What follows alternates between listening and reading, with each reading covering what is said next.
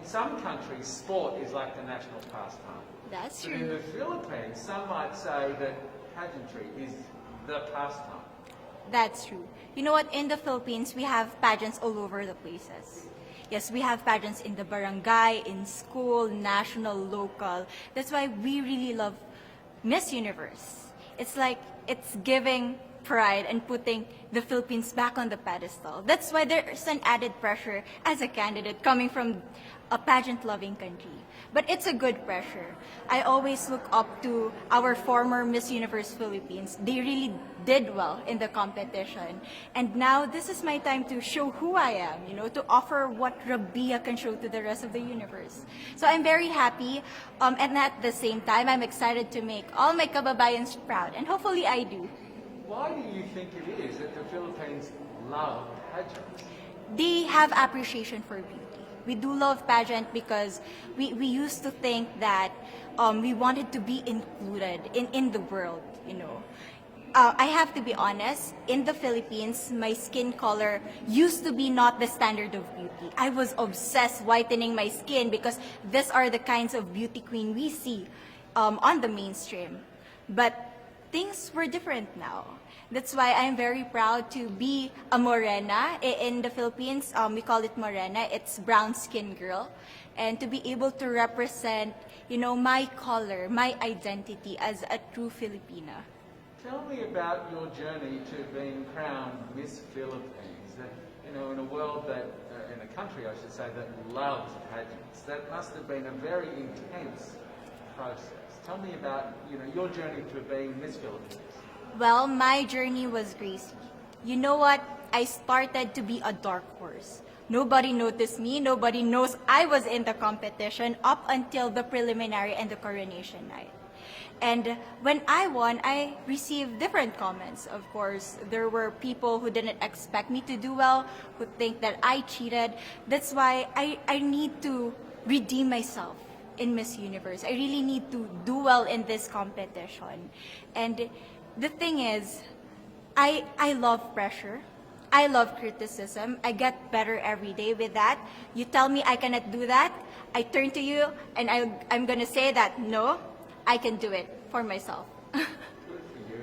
So how does it feel then to be on the global stage? How do you feel to be here in this moment, right now? It's crazy, but I'm overwhelmed with the support, not just from the Filipino community, but also from Thailand, Latin countries who do appreciate me as a candidate, as a person.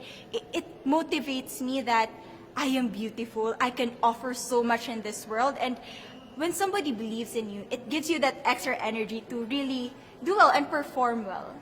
Do you have a sense with the girls, all of the girls competing, you're competing, but is there a sense of camaraderie with all of the girls? Is there like a real spirit to, sort of motivate each other to do better? You know what? I have a different idea about Miss Universe. I thought it's going to be very competitive, in a healthy way, well, of course. But now I can see every girl helping each other, from fixing those hairs, from trying to zip up those outfits. It speaks of the closeness and the kind of camaraderie that we want to have. The goal of Miss Universe is not just to crown one girl, but also to build a genuine and long-lasting friendships among us. Would you say within the Miss Universe world, the contestants, is there a sisterhood? Are you sisters? There is sisterhood. I can say I was able to talk to different representatives from different backgrounds, different cultures. And despite our differences, there's so much to be highlighted in what binds us together. And that is because we want to empower women. We want to have our advocacies. We want to speak for the things that we love. And that's a celebration of women and the beauty that we have. So coming out of this week, obviously you would love to be crowned Miss Universe. Of course. And that would be wonderful, of course, for any of you. But what else will you take out of this week? What do you think you'll feel at the end of this week, regardless of the result? How will you be a different person? It's the growth and the development that I was able to have during preparing for this journey. I will be honest, there was a moment that I lost my identity. because I was put under pressure. I was in that position in which I feel like I'm not good enough. I'm not a good representative of my country, but I was able to bounce back stronger. And if I was able to do that for Miss Universe, I will be able to do that in life. That is my greatest takeaway from Miss Universe. Okay, so Philippines have huge amount of fans. Yes. I want you to give us a little bit of a message to the fans here and at home. But send a message. What would you say to all the fans in the Philippines? To all my fans from the Philippines and from all over the world, maraming salamat po. Thank you so much for loving me and for believing in me. It means a lot to somebody who is so naive in this industry, who has no idea how to become a beauty queen on the first day of my journey. But because of your love and support, I was able to be the woman that I am today.